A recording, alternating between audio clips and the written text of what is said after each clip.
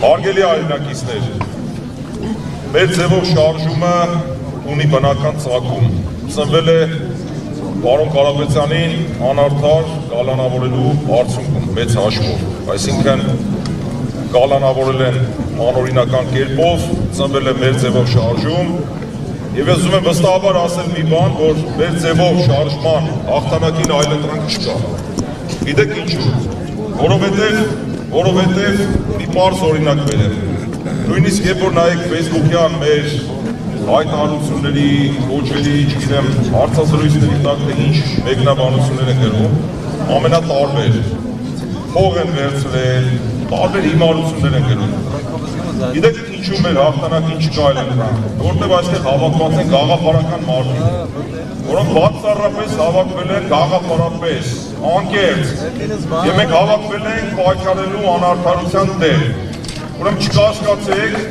արդարությունը միևնույն է հաղթելու է,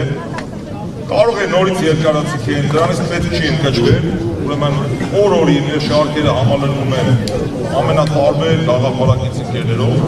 առիթից օգնելով մեկ անգամ ևս ուզում եմ բոլորին շնորհակալություն հայտնել իմ անունից, մեկից մյուսից շնորհակալություն հայտնել, շնորհակալություն հայտնել բաց, բոլորս մի թիմ ենք, մեկից մյուսից ենք շնորհակալ, գաղափարակից ընկերներով այստեղ գտնվելու համար եւ նորից պետք է կրկնեմ, մեր ձևը որն է, ինչու է կալանավորված պարոն Կարապետյանը, ասել է մեր ձևով մենք անուն եկեղեցու, անուն հայ առաքելական եկեղեցու, մեր ձևով մեր մասնակցություն ենք ունենալու, դա ակնհայտ է, որ այստեղ չկա որևէ ազդեցություն, որն է մեր ձևը, մեր ձևը երկիր զարգացնելն է, մեր ձևը հարկային տերորի դեմ պայքարելն է, մեր ձևը վարկերի տակ ճռռացող մարդկանց ձեռք հաստատելն է, դա է մեր ձևը։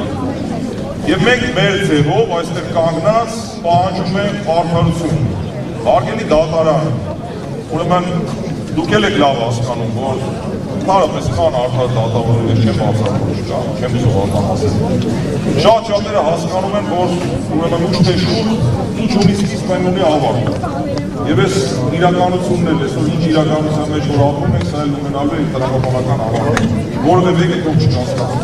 Ժողովրդական խոսքը այսօրը վաղը կա, միթե չեք գիտակցում, որ այսօր թույլ տալով ապօրինություն, անօրինականություն, անարդար վճիռ կայացնելով, ուրեմն վաղը չեք կարողանալու նայել ժողովրդի աչքերի մեջ։ Մի խոսքով ինչ եմ ուզում ասել, հույս ունենք, որ արդարությունը հաղթելու է, չենք կասկածում դրանում,